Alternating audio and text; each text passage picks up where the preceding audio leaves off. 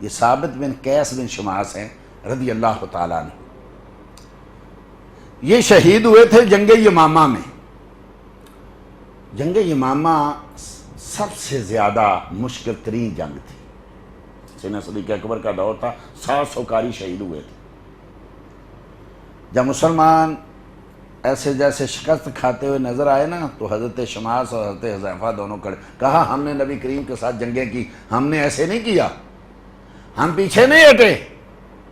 ایک چھوٹا سا گڑھا کھودا، ہاں اس میں لڑنا ہے، اس سے پیچھے نہیں ہونا. دونوں شہید ہو گئے، دونوں صحابی شہید ہوئے. حدیثی میں ہے ان کا سر ان کے قدموں میں، ان کا سر ان کے قدموں میں. اب جب دیکھا کہ شہید ہو گئے ہیں، دونوں کو پکڑا، اٹھایا، غسل دینے لگے. یہ دیکھیے ان کے عقیدے اور طریقے.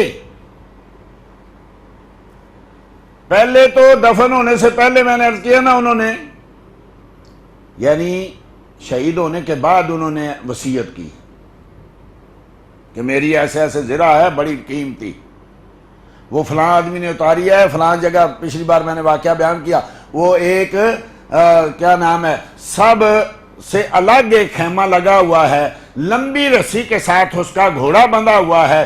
اس کے اندر ایک ہنڈیا پڑی ہوئی ہے، ہنڈیا کے اوپر جو ہے وہ گھوڑے کا ساز و سامان پڑا ہوا ہے، پلان وغیرہ پڑا ہوا ہے. اس کے نیچے میری زرہ ہے، وہ لے جانا اور مدینے میں جا کے میری بیٹی کو دینا. فلاں فلاں کا میں نے اتنا قرضہ دینا ہے، فلاں فلاں سے اتنا لینا ہے، اور فلاں فلاں میرا جو ہے نا غلام، میں نے اس کو آزاد کیا. یہ کب کیا؟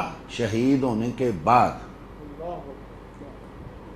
یہ زرہ کس نے اتاری، کہاں رکھی، کیا یہ. اور کہتے ہیں، پہلے کہتے ہیں اس کو جس کو ملے نا خواب میں، کہا خبردار خواب سمجھ کے ٹال نہیں دینا.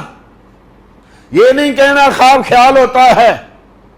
یہ جو میں تجھے کہہ رہا ہوں نا، یہ ساری باتیں خالد بن ولید رضی اللہ تعالیٰ کو بتانی ہے، کہیں بھول نہیں جانا.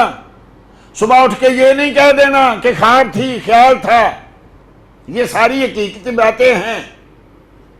اب جب ان کو دفن کرنے لگے نا تو کہتے ہیں خاموش، یہ دیکھو میرے آقا آئے، یہ دیکھو میرے محبوب ہے، السلام علیکہ یا رسول اللہ.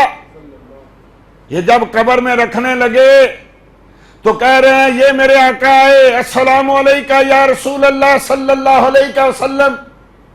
اور صحابہ کو جو چلے گئے تھے، شہید ہو چکے یا فوت، ان کو پکارا کیسا رہا، کیسا پایا تم نے. یہ ساری باتیں کر رہے ہیں.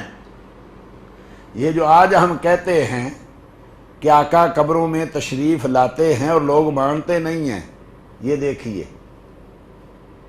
یہ حضرت سیدنا ثابت بن قیس بن شماس، یہ واقعہ معروف ہے صحابہ میں.